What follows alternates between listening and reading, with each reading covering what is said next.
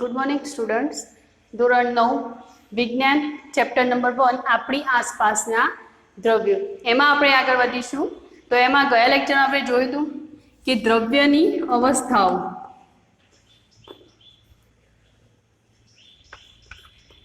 દ્રવ્યની અવસ્થા, તો એને વધારે ડીપમાં સમજીશું કે દ્રવ્યની અવસ્થા, દ્રવ્યની મૂળભૂત અવસ્થા આમ તો 5 છે, પણ આ ચેપ્ટર પૂરતી લિમિટેશન છે કે આપણે 3 અવસ્થાઓ વિશે સમજવાની છે।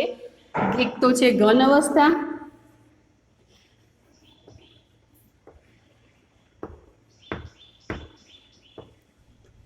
પ્રવાહી અવસ્થા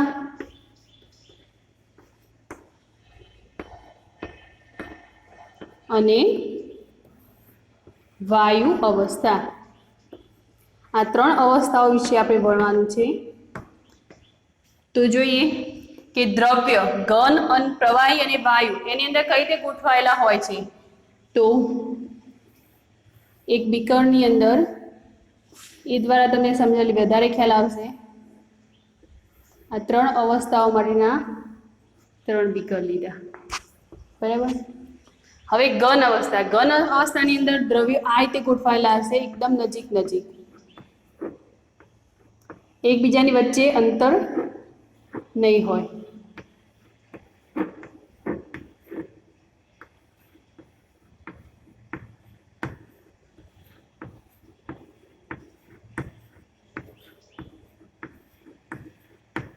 તો ઘન અવસ્થાની અંદર બધા જ દ્રવ્યો, અણુઓ આ રીતે ગોઠવાયેલા હશે। એ જ રીતે પ્રવાહીની અંદર થોડાક અંતરે હશે, જોડા એના વચ્ચે બંનેના વચ્ચે થોડુંક અંતર હશે। આ રીતે અણુઓ ગોઠવાયેલા હોય પ્રવાહી અવસ્થાની અંદર, બરાબર। હવે એ જ રીતે વાયુ અવસ્થા લઈ લઈએ તો વાયુ અવસ્થાની અંદર અણુ વચ્ચેનું અંતર ખૂબ જ ઓછું હોય છે। જુઓ આ રીતે ગોઠવાયેલા હોય છે, બરાબર। તો આ થઈ ગઈ તમારી ઘન અવસ્થા, આ પ્રવાહી અવસ્થા અને આ વાયુ અવસ્થા। આ 3 અવસ્થાઓ થઈ ગઈ। હવે આપણે જોઈએ કે શું દ્રવ્યના દબાણના કારણે અવસ્થા ઉપર કોઈ અસર પડે છે, એ પોતાની અવસ્થા બદલે છે। તો એના દ્વારા સમજીએ શું દ્રવ્ય પર દબાણની અસર અથવા તો દબાણ આપતા પોતાની અવસ્થા બદલાય છે, દબાણની અસર થાય છે। સમજીએ આપણે કે દ્રવ્યની દબાણ ઉપર અસર શું થાય છે। તો જુઓ, વાયુ અવસ્થા પહેલા લઈ લઈએ। વાયુ અવસ્થાની અંદર અણુઓ કેવા ગોઠવાયા છે, એકબીજાથી દૂર દૂર, મીન્સ કે અણુ વચ્ચેનું અંતર કેવું છે, વધુ છે। હવે જુઓ કે કોઈક એક આ રીતે તમારા વાયુ અવસ્થાની અંદર અણુઓ ગોઠવાયેલા છે, કોઈક એવો સિલિન્ડરની અંદર આ રીતે વાયુ ભરી દઈએ આપણે, બરાબર।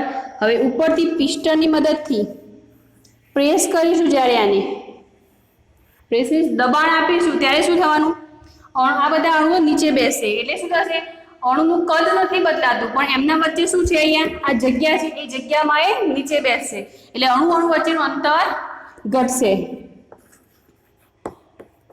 અણુનું વાયુ અવસ્થાની અંદર, વાયુ અવસ્થા વિશે સમજીએ છીએ આપણે। આ એ વાયુ અવસ્થાની અંદર અણુનું કદ બદલાતું નથી,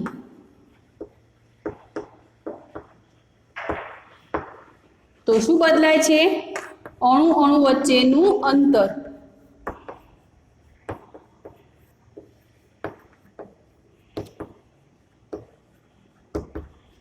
જ્યારે આપણે ઉપરથી દબાણ આપીએ તો દબાણના કારણે અણુ એકબીજાની નજીક જવા પ્રયત્ન કરશે, એટલે નીચે બેસશે અણુ, જ્યારે દબાણ ઉપરથી લાગશે ત્યારે એમનું કદ તો એના એ જ રહેશે, પણ ખાલી એમનું અંતર બદલાઈ જશે। હવે આ વસ્તુ હવે વ્યવહારિક જીવનમાં કઈ રીતે યુઝ કરતા હોય છે, તો કોઈ પણ વાહનનું ટાયર લઈ લો તમે, ટાયરની અંદર હવા ભરેલી હોય છે, એ આ જ પ્રકારની ક્રિયા થતી હોય છે એની અંદર, કે દબાણ આપતા એ થોડાક નજીક જશે એટલે એનું અંતર ઘટશે, અણુ તો એના એ જ રહેવાનું છે। એ જ રીતે જોઈએ પ્રવાહી, તો પ્રવાહી અવસ્થામાં શું થશે, જ્યારે તમે ઉપરથી દબાણ આપશો, હવે બહુ ઓછું અંતર બે અણુ વચ્ચે છે, અહીંયા વાયુ અવસ્થામાં જે અંતર હતું એના કરતાં અહીંયા ઘણું ઓછું છે. હવે જ્યારે તમે દબાણ આપશો એટલે દબાણ તો લાગશે એના પર, દબાણની અસર થવાની અણુ વચ્ચે, પણ કેવું એકદમ નહિવત કે જે તમે નળી આંખે નહીં જોઈ શકો એ પ્રકારનું અહીંયા દબાણ લાગશે. હવે એ જ રીતે ઘન અવસ્થામાં જોઈએ તો ઘન અવસ્થામાં અણુ વચ્ચે અંતર બિલકુલ નથી આપેલું. અહીંયા જુઓ બધા જ એકબીજાને જકડાઈને ઊભા છે અણુઓ. તો જ્યારે તમે ઉપરથી દબાણ આપશો તો અહીંયા દબાણની અસર થવાની, અહીંયા દબાણની અસર નહીં થાય. કેમ? કારણ કે બધા જ અણુઓ કેવા છે? જકડાઈને બેઠા છે. એટલે ઘન અવસ્થામાં દબાણની અસર થતી નથી, કારણ કે ઘન પદાર્થ કેવું છે? દબનીય નથી. તો આ અવસ્થા વિશે તમે સમજ્યા કે દ્રવ્યની અવસ્થાઓ કઈ કઈ છે. એક તો ઘન, પ્રવાહી અને વાયુ, અને એના પર દબાણની અસર કઈ શું થાય છે એ સમજ્યા. હવે આપણે જોઈએ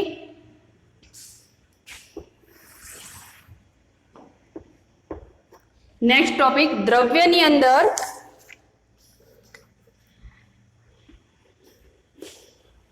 શું દ્રવ્ય પોતાની અવસ્થા બદલશે? આ પ્રશ્ન જુઓ.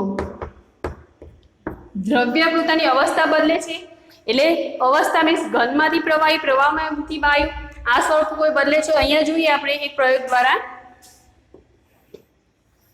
એક બીકર લઈ લઈએ, એને આપણે એક સ્ટેન્ડની અંદર મૂકી દઈએ. હવે નીચેથી તમે કોઈક બર્નર દ્વારા એને ગરમી આપશો,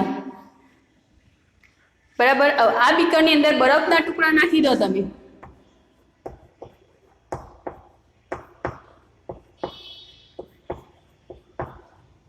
બરફના ટુકડા નાખ્યા પછી બીકરની અંદર આપણે એક થર્મોમીટર પણ ગોઠવી દઈશું. આ છે તમારું થર્મોમીટર. બીકરની અંદર આપણે શું નાખ્યું છે? બરફ, અને નીચે બર્નર દ્વારા આપણે એને શું આપીએ છીએ? ગરમી. તો હવે જુઓ દ્રવ્યની અવસ્થા કઈ રીતે બદલાય છે. બરફ નાખ્યો, બરફ એટલે કેવી અવસ્થા થઈ ગઈ આપણા માટે? ઘન અવસ્થા. ઘન સ્થિતિમાં છે અહીંયા બરફ. હવે જ્યારે તમે નીચેથી ગરમી આપશો ત્યારે શું થવાનું? ગરમીના કારણે તે બરફ ધીમે ધીમે પીગળશે અને કઈ અવસ્થામાં આવશે? પ્રવાહી અવસ્થામાં, એટલે કે પાણી બની જશે અહીંયા ગરમી આપતા.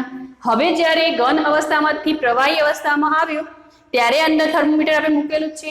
તો થર્મોમીટર જોતા તેના પરનું તાપમાન નોંધીશું. જ્યારે થર્મોમીટરનું તાપમાન નોંધતા ક્યારે નોંધીશું? જ્યારે બરફ પીગળીને પાણી બનશે, જ્યારે પ્રવાહી સ્થિતિમાં આવશે ત્યારે તેનું તાપમાન નોંધીશું. તો અહીંયા કેટલું થશે? 273.16 કેલ્વિન. અહીંયા જ્યારે થર્મોમીટરનું તાપમાન નોંધવામાં આવશે ત્યારે કેટલું થશે? 273.16 કેલ્વિન. અહીંયા કેલ્વિન એ આંતરરાષ્ટ્રીય તાપમાન માપવા માટેનો આંતરરાષ્ટ્રીય એસઆઈ એકમ પદ્ધતિ છે. તાપમાનનો એમસીક્યુની અંદર પૂછાઈ શકે છે.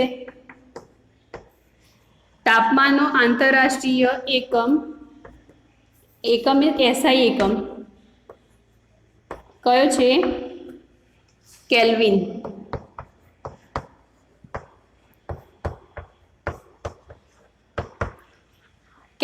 કેલ્વિનને જ્યારે સેલ્સિયસમાં કન્વર્ટ કરો તો 0 સેલ્સિયસ તાપમાન હોય ત્યારે આપણે 273, આમ તો થશે 273.16, પણ સરળતા ખાતર આપણે 273 કેલ્વિન લઈએ છીએ અહીંયા.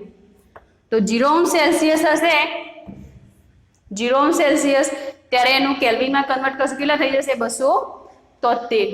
તો આ રીતે શું થયું? બરફ પ્રવાહી અવસ્થામાં આવી ગયો એટલે પાણી બની ગયું. તો દ્રવ્યની પોતાની અવસ્થા પર અસર થવાની જ છે. કઈ રીતે થઈ? ઘન અવસ્થામાંથી એ શું થઈ ગયું? જ્યારે આપણે ગરમી આપી ત્યારે ઘન અવસ્થામાંથી એ પ્રવાહી અવસ્થામાં આવી ગયું. હવે એ જ વસ્તુ આગળ જોઈએ કે પ્રવાહીમાંથી વાયુમાં રૂપાંતર થાય છે એનું.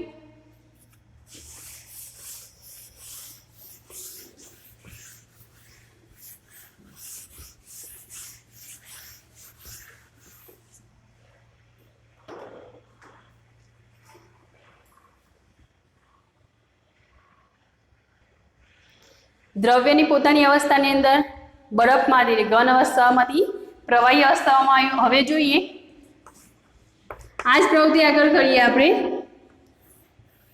એક બીકર લઈ લઈશું, એને એક પાઈ સ્ટેન્ડની અંદર આપણે મૂકી દઈશું। નીચેથી આપણે શું કરીશું? ગરમી આપીશું બર્નરની મદદથી। હવે અહીંયા જે બીકર લીધું તમે એ બીકરની અંદર આપણે બરફ નહીં, એની અંદર શું ભણીશું આપણે? પાણી। એની અંદર પણ આપણે થર્મોમીટર ગોઠવી દઈશું, બરાબર। નીચે શું લઈ લીધું? બર્નર।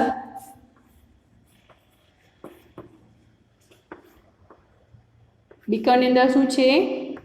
પાણી H2O, અને એક લઈ લીધું થર્મોમીટર। ક્લિયર? હવે જ્યારે તમે નીચે બર્નરની મદદથી આને ગરમી આપવાની શરૂઆત કરશો ત્યારે અતિશય ગરમ થશે। જ્યારે એ પછી પાણીનું કયા સ્વરૂપમાં? એ વરાળ સ્વરૂપે બહાર નીકળશે। અહીંયા શું થશે? વરાળ સ્વરૂપે। વરાળ એટલે કેવી અવસ્થા? એક વાયુ અવસ્થા। તો અહીંયા પણ નોંધનીય છે કે પ્રવાહી અવસ્થામાં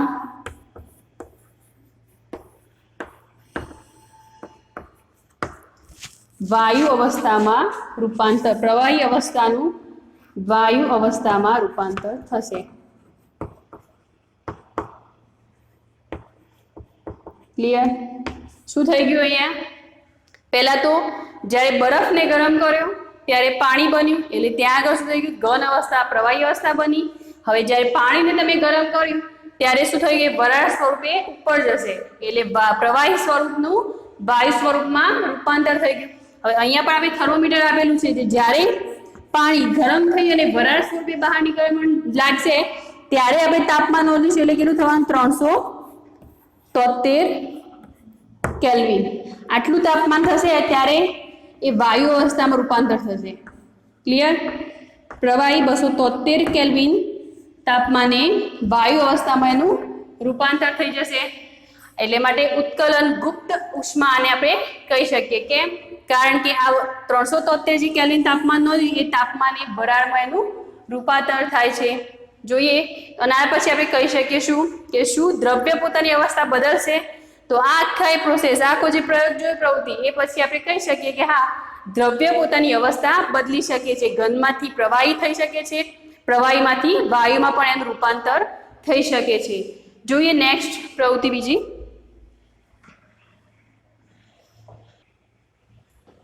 નેક્સ્ટ જોઈશું પદાર્થનું ઉદ્વપાતન।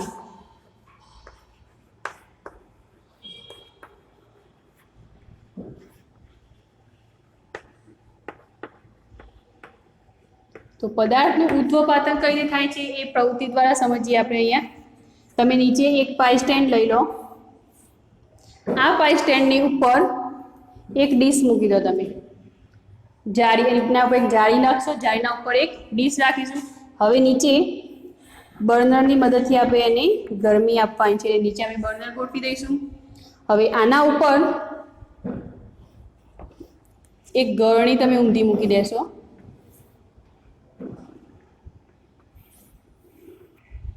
આ વચ્ચે ડીશ છે, એના પર તમે ગળણી પરથી ઊંધી મૂકી દીધી। બર્નર લઈ લીધું, ત્રિપાઈ સ્ટેન્ડ છે। આ શું છે? એક ડીશ આપેલી છે તમને। ડીશની અંદર આપણે શું મૂકીશું? કપૂર। અને ઉપર એના પર ઊંધું શું પાડ્યું છે? ગળણી। હવે જે આ વ્યવસ્થા છે અહીંયા આપણે રૂલ લગાવી દઈશું, ફિટ કરી નાખીશું રૂની મદદથી। આપણે આ લઈ લીધું રૂ। હવે જો ઉદ્વપાતન પ્રક્રિયા કઈ રીતે થશે? ડીશની અંદર કપૂર મૂકી દીધા, કપૂર મૂકી અને નીચેથી હવે તમે ગરમી આપશો। અહીંયા બર્નરની મદદથી આપણે એને ગરમી આપીશું, એટલે ગરમી આપતા શું થશે? કપૂરનું ઉદ્વ એટલે કપૂર પીગળવા લાગશે, એટલે કે એનું ઉદ્વપાતન થશે। ઉદ્વપાતન થઈ અને એના અણુઓ ક્યાં જશે? ઉપરની સાઈડ જશે। હવે ઉપરની સાઈડ જશે તો ઉપર તો આપણે રૂની મદદથી અહીંયા ફિટ કરી નાખ્યું છે, તો એ રૂની અંદર ભરાઈ જશે। તો અહીંયા શું થયું? કપૂર ગરમ થતા કપૂરને ગરમી આપતા તેનું ઉદ્વપાતન થશે। ઉદ્ધપાદન થતા તેના અણુઓ ક્યાં જશે? ઉપરની બાજુ.